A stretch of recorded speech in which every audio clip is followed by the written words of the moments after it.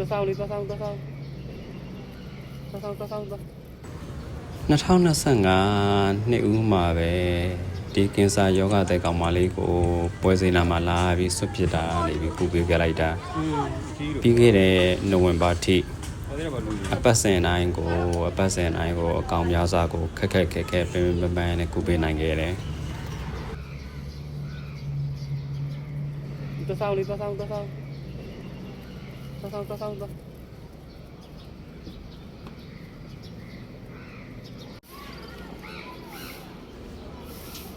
လောက်ဆိုတဲ့ယောဂဝေဒနာတွေကိုနှစ်ချီအောင်ခံစားနေကြရတယ်နောက်ဆုံးတော့ဆွတ်ပစ်ခံရတယ်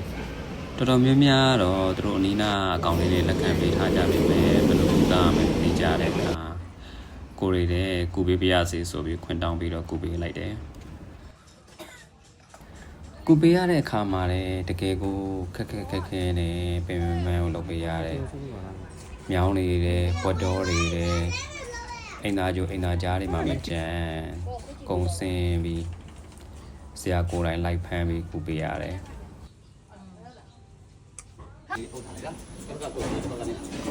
မြေမတော်လို့ဝိုင်းမှုကူညီပေးတဲ့လူဆိုတာစိတ်ကောင်းကူလို့တစ်ကောင်နှစ်ကောင်မှပဲကြုံခဲ့ရတယ်ကျန်တဲ့အကောင်လေးတွေကိုဆရာနဲ့ကိုယ်တိုင်ပဲခက်နဲ့မရရအောင်ကူပေးခဲ့ရတယ်ရတယ်ဆရာအကျော်စေးလေးတွိုင်းလာရင်တွေးမိတယ်ယောဂတဲ့လေးတွေကိုလည်းကူပေးခြင်းလို့ပါကူပေးပြရတယ်ဆိုပြီးဖွင့်တောင်းပြီးတော့ကူပေးရတဲ့အခါခွေးဖမ်းပိတ်ပို့တော့လူမရှိဘဲနဲ့ကြုံတွေ့ရတဲ့အကောင်များစွာလည်းရှိတယ်တင်မဦးဆရာထိုးသလိုမျိုးလေဒါပေမဲ့ကိုရီးယားအဓိကစိတ်ဆန္ဒကဒီနှစ်ချီအောင်ခံစားနေရတဲ့ယောဂဝေဒနာတွေလေးဒီယောဂကြီးပြောင်းလဲသွားဖို့အတွက်ပဲဖြစ်တယ်လဲကျင်နေတာကိုဇောအဓိကကတော့ဒေါက်တာကိုမျိုးသူအရန်ကြည့်တင်ပေးစားမိတယ်ဆရာလိုမေတ္တာစေတနာအရင်ခံတဲ့တိရစ္ဆာန်ကူဆရာဝန်တွေကိုလည်းဒီလောကကြီးမှာအများကြီးရှိစေခြင်းတယ်ပြီးတော့